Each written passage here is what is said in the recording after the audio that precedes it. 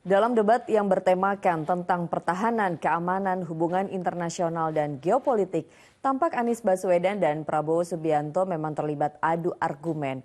Suasana tegang pun berlanjut hingga usai sesi debat berakhir, keduanya terlihat tak sempat bersalaman. Mohon tenang, Bapak Debat dan Ibu Capres sekalian. 2024 yang berlangsung Minggu malam tampak sekali perdebatan sengit antara Prabowo Subianto dan Anies Baswedan.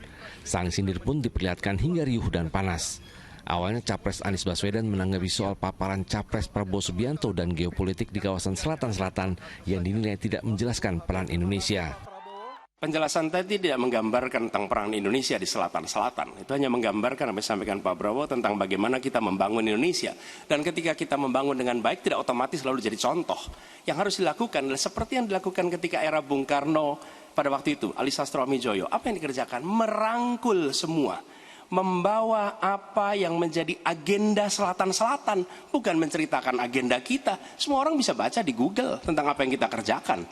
Tapi kalau kita menjangkau pemimpin-pemimpin selatan-selatan dan presiden menjadi panglima diplomasi, bukan sekedar hadir di forum-forum menjadi salah satu penonton, salah satu hadirin, tapi datang ke sana membawa ini agenda selatan-selatan. Apa misalnya? Kita berhadapan dengan climate crisis, yang biaya untuk menghadapi climate crisis itu tinggi sekali.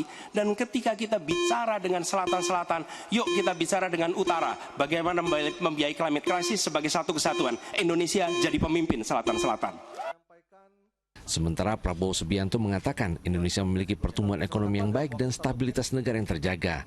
Ia mengatakan hal itu tak dapat tercapai jika seorang pemimpin hanya bekerja dengan bicara atau ngomong yang diplesetkan jadi omon-omon. Kalau benar masuk akal, saya setuju. Kalau ngomong-ngomong, ya kumaha. Ya, jadi leadership, apakah negara, apakah perorangan, tapi terutama juga negara, harus dengan contoh, ingarso sung telodo.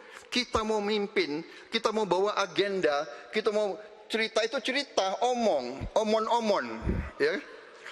Tak bisa. Kenapa negara-negara selatan sekarang melihat ke Indonesia? Karena kita berhasil membangun ekonomi kita. Jadi tidak hanya omon-omon, kerjanya omon saja, nggak bisa, tidak bisa. Saling serang hingga suasana panas antara Anies dan Prabowo pun berlangsung hingga akhir sesi debat. Ketika debat selesai, keduanya sampai tak sempat bersalaman. Masih ada 2 seri debat lagi menjelang hari pencoblosan 14 Februari mendatang. Tim Liputan melaporkan.